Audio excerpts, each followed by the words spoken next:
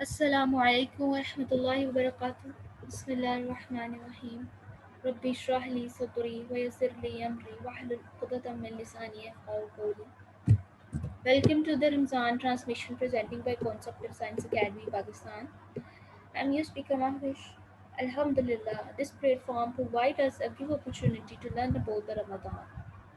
And it is a very biggest rahmat of Allah subhanahu wa ta'ala toward us.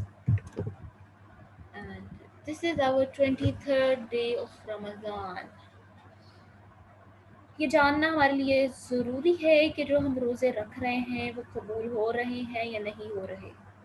23واں دن آ گیا ہے. 23 دنوں سے لگاتار ہم نے روزے رکھے. الحمدللہ اللہ تعالیٰ کی عبادت میں شب و دن مصروف رہے. لیکن کیا یہ ہماری عبادات قبول ہو رہی ہیں؟ کیوں اللہ کے نبی صلی اللہ علیہ وسلم نے یہ حدیث فرما دی کہ کتنے ہی روزے دار ایسے ہیں جنہیں اپنے روزے سے بھوک اور پیاس کے علاوہ کچھ نہیں ملے گا. لیٹس سی کہ کیا ہے. اب روزے کے جو فرض کرنے کا مقصد تھا نا وہ ہمیں قرآن بتا رہا ہے لعلکم تتقون، تاکہ تم میں تقوی پیدا ہو جائے. اب تقوی کسے کہتے ہیں؟ اللہ کے خوف کو اور اس کے حکم کی پاسداری کو. عبادت کرنا ایک الگ چیز ہے اور اس کا قبول ہو جانا ایک الگ چیز ہے. قبولیت کے لیے تو نبی کریم صلی اللہ علیہ وسلم کی بتائی ہوئی شرائط پوری کرنی پڑیں گی. مسلمان صرف نماز روزے کے وقت مسلمان نہیں ہوتا. اس کا اٹھنا، اس کا بیٹھنا، اس کا چلنا، اس کا پھرنا، ہر سانس، ہر عمل، اس کی ہر سوچ اپنے رب کے حکم کے تابع اور اس کی نگاہ التفات کا منتظر رہنا. اور اگر یہ ہو جائے تو حضرت ابو ہریرہ رضی اللہ عنہ سے مروی ہے، نبی کریم صلی اللہ علیہ وسلم نے فرمایا جس نے ایمان اور احتساب کی نیت کے ساتھ رمضان کے روزے رکھے اس کے پچھلے گناہ معاف ہو جاتے ہیں، اور جس نے رمضان میں ایمان اور احتساب کی نیت سے قیام کیا اس کے بھی پچھلے گناہ معاف ہو جاتے ہیں، اور جس نے شب قدر یعنی لیلۃ القدر میں ایمان اور احتساب کی نیت سے قیام کیا اس کے بھی پچھلے گناہ معاف ہو جاتے ہیں. یہ ہمیں مسلم کتاب الصلاۃ المسافرین میں سے ایک حدیث ملتی ہے. بس یہی جذبہ اسلام کا جو ہے نا مختصر سا خلاصہ اور اس کی روح ہے. اللہ پر ایمان رکھتے ہوئے اور اپنے آپ کو احتساب، اپنے اعمال کا محاسبہ کرتے ہوئے یعنی چیک اینڈ بیلنس رکھتے ہوئے، ایویلویٹ کرتے ہوئے، جانچ پڑتال کرتے ہوئے، اس دن کے خوف سے جب اللہ کے ہاں پیشی اور اعمال کی جواب دہی ہوگی، اپنے ہر عمل اور اپنی ہر سانس کا محاسبہ کے کیا ہمارے پاس کوئی ایسی چیز اس قابل ہے کہ ہم اس دن اللہ تعالیٰ کے سامنے سے پیش کر سکیں، یا پھر ہمیں اپنا منہ چھپانا پڑے گا کہ یا اللہ فلاں کے ساتھ یہ زیادتی کی اور فلاں کے ساتھ یہ فراڈ کیا میں نے. قرآن کہتا ہے اس وقت تم دیکھو گے کہ مجرم اپنے رب کے سامنے سر جھکائے کھڑے ہوں گے، کہیں گے کہ پروردگار ہم آپ کو یقین دلاتے ہیں کہ اب ہم صرف اچھے اعمال کریں گے. سورہ الف لام میم سجدہ آیت number 12. That we have to consider this ayah. کہ اس دن جنہوں نے نیک اعمال نہیں کیے ہوں گے کیا کہیں گے کہ پروردگار ہم یقین دلاتے ہیں کہ ہم آئندہ اچھے کام کریں گے، جبکہ انہیں دوبارہ اس دن کوئی موقع نہیں ملے گا. بس اسی دن کے خوف سے ہمارے ایک حضرت عمر بن عبدالعزیز نے خلیفہ بنتے ہی اعلان کر دیا تھا کہ شاہی خاندان یا اس کے امراء میں سے جس کے خلاف بھی کوئی شکایت ہو پیش کریں، کہ جس نے بھی ثابت کر دیا کہ اس کی کوئی چیز غصب کی گئی تھی اسے اس کا حق واپس دلوایا جائے گا. ان کے بزرگوں نے اپنے دور خلافت میں بہت سے لوگوں کی جائیدادوں پر جو ناجائز قبضہ کر لیا تھا. حضرت عمر بن عبدالعزیز نے اس کا باقاعدہ فہرست بنوائی، یعنی اس کی ایک لسٹ بنوائی کہ دیکھا جائے کون کون سی چیزیں ان کے آباء و اجداد جو بھی ان سے پہلے بنو امیہ کے خاندان کے جو خلیفہ تھے انہوں نے غصب کی ہوئی تھی اس کو واپس دلایا جائے، اور جن کا انتقال ہو چکا تھا ان کے ورثہ کو ان کا مال لوٹا دیا، اور جس کا وارث نہ ملا اسے بیت المال میں جمع کروا دیا. ان کی اپنی 40,000 دینار جو تھی سالانہ کی جاگیر تھی، وہ سب لٹا کر انہوں نے کل 400 دینار کی جاگیر اپنے پاس رکھی، اور ان کی جائز ملکیت تھی، یہ صرف ان کی جائز ملکیت تھی، حتیٰ کہ ان کی اپنی بیوی کا زیور بھی بیت المال میں داخل کر دیا۔ پھر بھی اللہ کے خوف سے روتے رہتے کہ کہیں کسی کے ساتھ کوئی زیادتی نہ کر دو۔ اسی کیفیت کا نام جو ہے نا ایمان اور احتساب ہے، اور یہی کیفیت فاقہ کشی کو روزہ بنا دیتی ہے۔ یہ فاقہ کشی ہے نا، کھانا نہ پینا، لیکن اگر یہی کیفیت ہو، اگر ایمان ہو، جانچ پڑتال کی کیفیت ہو، سیلف ایویلویشن ہو اس کے اندر، تو یہ کیا بن جاتا ہے؟ روزہ بن جاتا ہے۔ رب کی رضا کے لیے رکھا گیا روزہ، اس کیفیت اور ان جذبوں کے ساتھ اگر پورا مہینہ عبادت ہوتی رہے تو گناہ خود بخود چھوٹتے چلے جاتے ہیں۔ اور اگر توبہ کا جذبہ پیدا ہو جائے، دنیا میں ایسے اعمال کی قبولیت کی ایک علامت سامنے آ جاتی ہے کہ ان کے بعد مزید نیکیوں کی توفیق مل جاتی ہے۔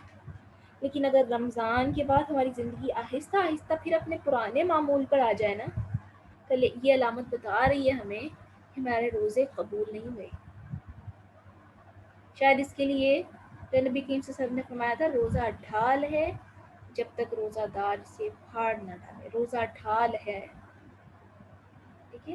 تم میں سے کوئی روزہ دار ہو نہ بد کلامی کرے، نہ کوئی جہالت کی بات کرے، پھر بھی اگر اس سے برا کہے یا لڑے تو کہہ دے کہ میں روزہ دار ہوں، میں روزہ دار ہوں۔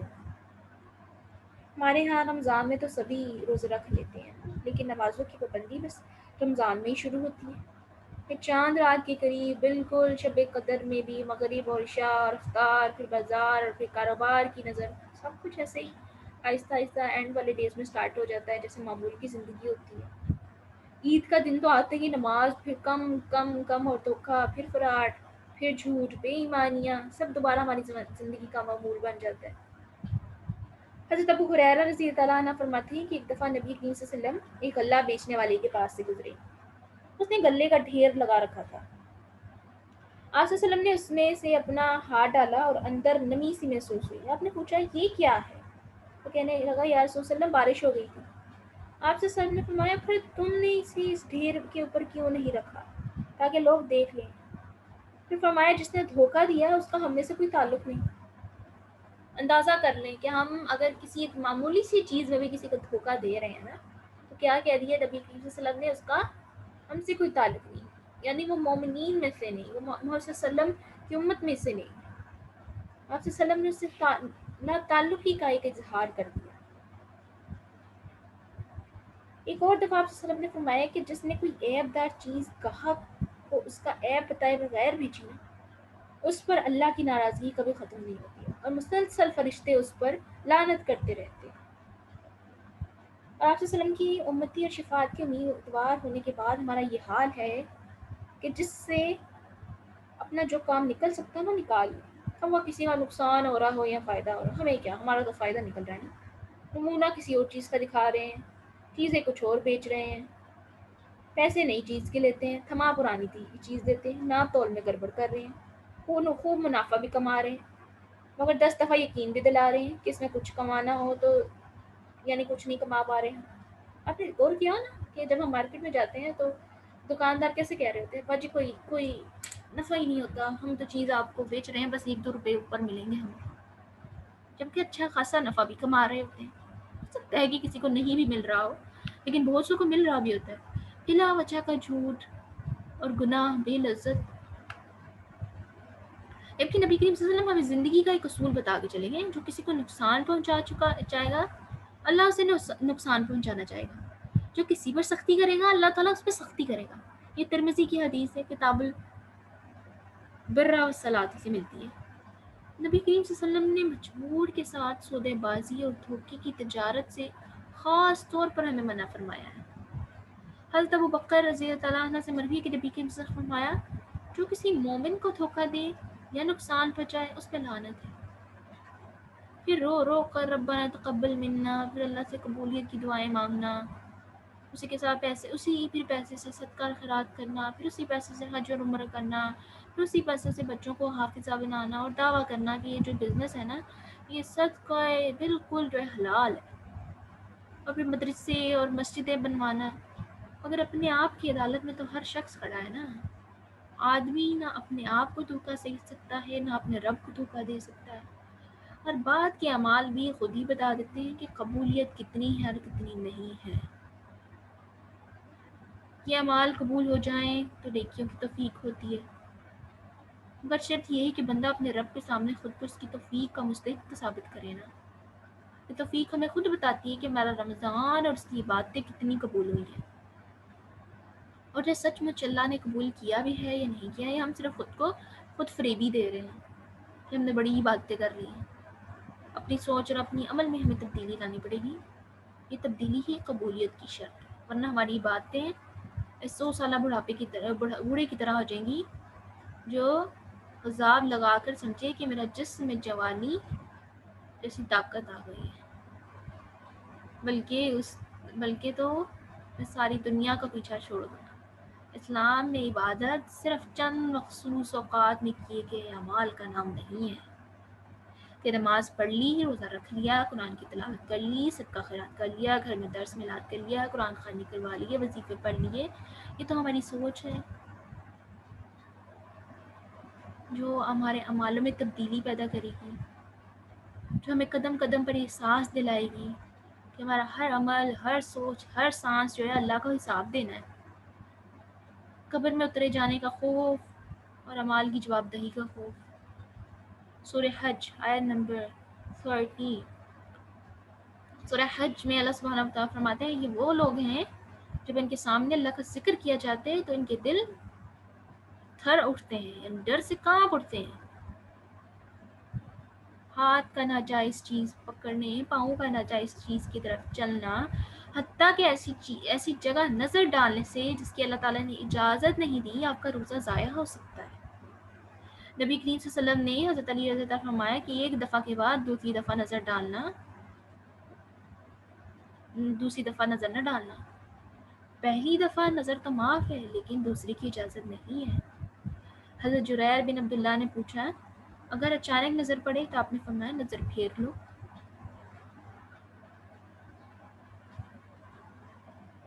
یہ ہمارے ایسے گناہ ہیں جن کا ہمیں احساس بھی نہیں ہوتا کہ یہ گناہ ہیں، جو ہمارے روزے کو خراب کر رہے ہیں۔ نبی کریم صلی اللہ علیہ وسلم نے ایک دفعہ بنی اسرائیل پر عذاب کا واقعہ سنایا کہ جب ان میں کوئی برا کام کرتا تو اسے دوسرے روکنے کی کوشش کرتے، لیکن جب وہ برائی نہ چھوڑتا تب بھی اس سے پہلے ہی کی طرح ملتے جلتے رہتے۔ پھر اللہ کا عذاب آیا تو بروں کے ساتھ نیکوکاروں پہ بھی نازل ہو گیا۔ تو جو برائی کرے اسے روکیں، اسے تھوڑا ناراضگی کا احساس دلائیں کہ اگر ہم ناراض ہیں تو اللہ بھی سیم اسی طرح ناراض ہو، تو تم اسے چھوڑو، لازماً چھوڑو برائی کو۔ نبی کریم صلی اللہ علیہ وسلم کا ایک اور فرمان ہے کہ 3 چیزیں مومنانہ اخلاق میں سے نہیں ہیں، یعنی مومن کا اخلاق نہیں ہے یہ 3 چیزیں کرے گی۔ ایک یہ کہ جب کسی کو غصہ آئے تو اس کا غصہ اس سے ناجائز کام نہ کروائے۔ مومن کو غصہ آئے تو اسے چاہیے کہ وہ پی لے۔ جبکہ دوسری چیز یہ کہ جب اسے خوشی ہو تو اس کی خوشی اسے حق کے دائرے سے باہر نہ نکالے، یعنی خوشی میں آپے سے باہر نہ نکل جائے۔ اور تیسری چیز یہ کہ قدرت رکھنے کے باوجود دوسرے کی چیز پر ناجائز قبضہ نہ کر لے، دوسرے کی ناجائز چیز پر قبضہ نہیں کرنا حالانکہ آپ قدرت رکھتے ہوں۔ پھر ایک نبی کریم صلی اللہ علیہ وسلم کا ہمیں ایک اور ارشاد ملتا ہے کہ دوسرے کا مال چھیننے اور اس پر قبضہ کر لینے والا ہم میں سے نہیں۔ تو یہ بات ہمیں اپنے پلے باندھ لینی چاہیے کہ ہم نے دھوکے سے کسی کا کوئی سامان نہیں لینا۔ اسے ہمیں اپنے گھریلو زندگیوں میں بھی لگا کے دیکھنا چاہیے اور کاروباری زندگیوں میں بھی لگا کے دیکھنا چاہیے۔ اگر نا آپ کے گھر کا ایک فرد بھی حلال لا رہا ہے نا تو باقی گھر والے اس پیسے کو کھانے، پکانے اور کپڑے پہننے سے انکار کر دیں، تو وہ کب تک اور کس کے لیے لائے گا؟ ٹھیک ہے نا، آپ کا ایک کفیل ہے جو آپ کے لیے کما کے لا رہا ہے، حرام لا رہا ہے فار ایگزامپل، آپ کو پتہ چل گیا تو آپ سے لینے سے انکار کر دیں۔ اب جو کمانے والا ہے نا وہ کسی کے لیے کما رہا ہوتا ہے، وہ سوللی اپنے لیے نہیں کما رہا ہوتا۔ جب آپ اس کو لینے سے انکار کر دیں گے نا تو کیسے ممکن ہے کہ وہ پھر اس طرح کما کر لائے؟ آخر میں آدمی کتنا کھا لے گا، کتنا خرچ کر لے گا، کہ سب اپنے وارثوں کے لیے چھوڑ کر قبر میں ہی تو جانا ہے نا. تو انشاءاللہ وہ باز آ جائے گا جب اس چیز سے. نبی کریم سے فرماتی کہ میری خواہش ہے کہ میں اپنے پروردگار سے اس حال میں ملوں کہ کوئی مجھ سے اپنے مال یا خون کا طلبگار نہ ہو.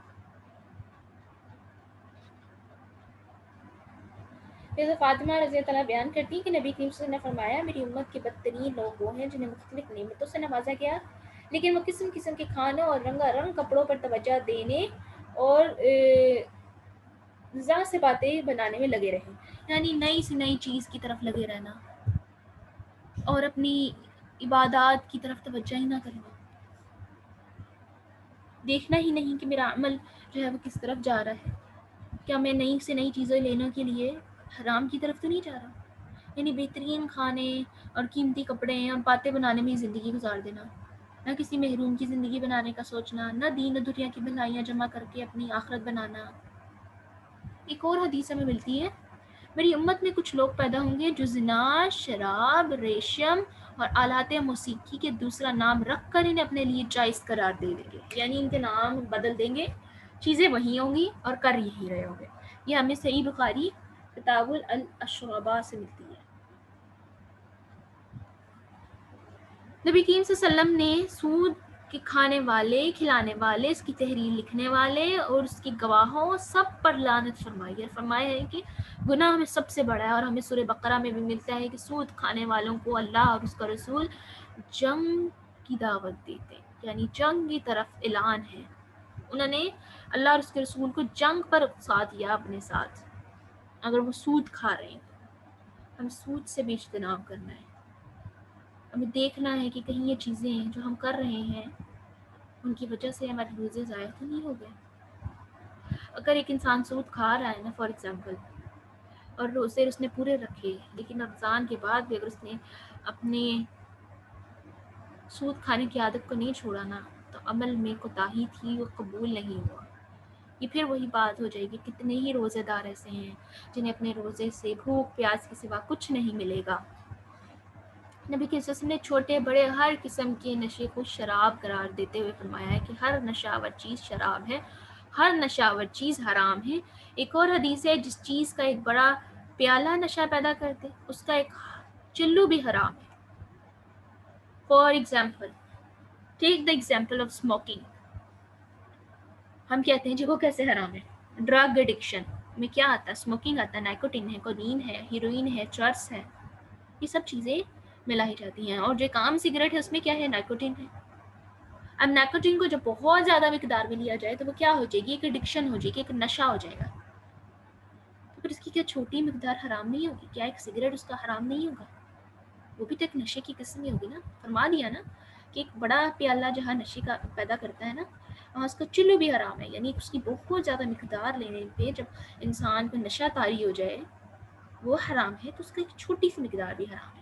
جب نائکوٹین جو ہے ہمیں ایڈکشن کی طرف لے جائے گی، ایڈکٹر بنا دے گی، تو وہ پھر ایک سگریٹ ایک سگریٹ کیوں نہیں ہمیں نشے کی طرف لے کے جا رہا، وہ بھی تو حرام ہے نا.